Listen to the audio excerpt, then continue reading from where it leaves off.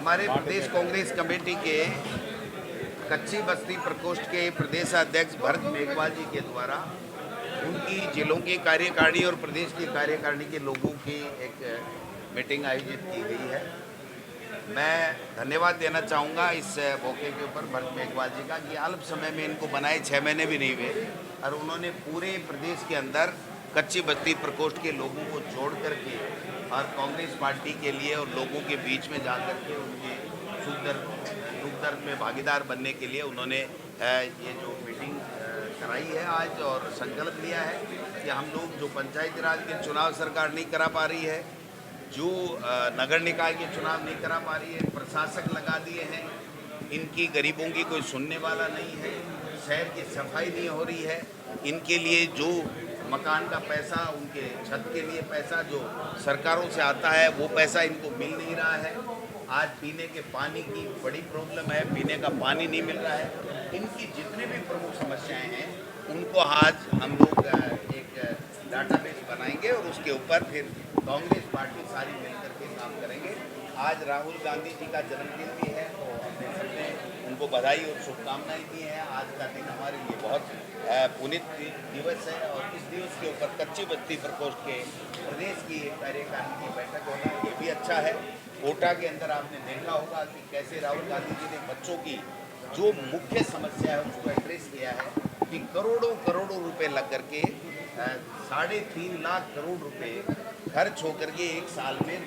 जितना 5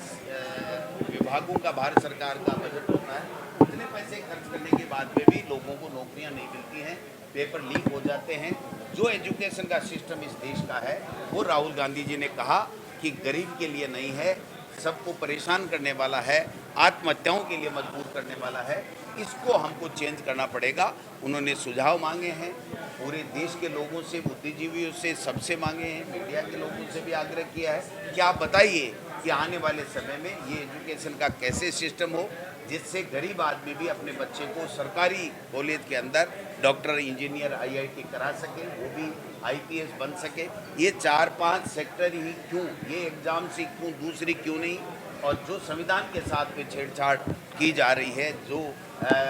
आपने देखा कि वोट का अधिकार ही समाप्त कर रहे हैं, तो वोट का अधिकार समाप्त कर रहे हैं, सीट चोरी कर रहे हैं, वोट चोरी कर रहे हैं,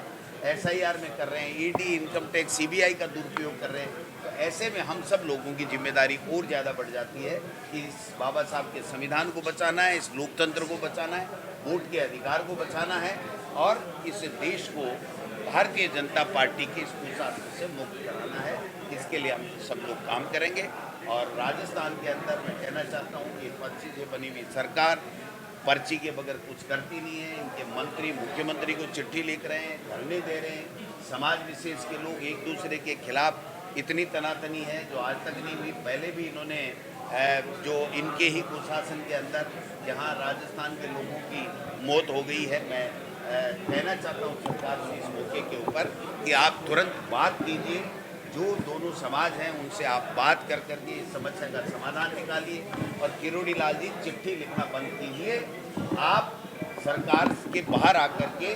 जो अपने पे दाग लगे हैं उनको भी धोने का काम करें। और ये जो वांछना बांध का जो मुद्दा है इसके ऊपर भी आपको अपना स्पष्ट रूप करना चाहिए। सरकार में बैठा हुआ मंत्री अगर मुख्यमंत्री को चिट्ठी लिखे, वो खुद ही वायरल कर दे, तो ये तो फिर सरकार ही लीक होगी। भाई साहब, लीक का पेपर तो लीक हुआ ही हुआ, ये सरकार भी लीक हो गई। तो लीक सरकार, कमजोर सरकार, पर्ची की सरकार क्या कर सकती है? एक दूसरे को लड़ाने के अलावा कुछ भी नहीं कर रही है। इसलिए हम सब लोग, कांग्रेस के लोग, अब 7 दिन तक जो राहुल गांधी जी ने मुद्दा उठाया है उसको तमाम जिला कांग्रेस कमेटियों में हम लोग PPT का उसको दिखाने का काम भी करेंगे, समझाने का लोगों को काम करेंगे और प्रेस कॉन्फ्रेंस करके सच्चाई बताएंगे कि इस देश में, देश के भारत सरकार के 5 प्रमुख डिपार्टमेंट, चिकित्सा, शिक्षा, सामाजिक अधिकारिता जैसे विभाग हैं, उन पे जितना पैसा देश में एक साल में खर्च हो रहा है उतना इन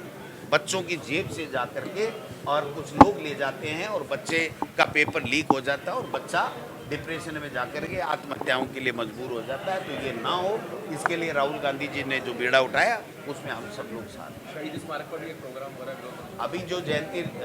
वो हमारे बहन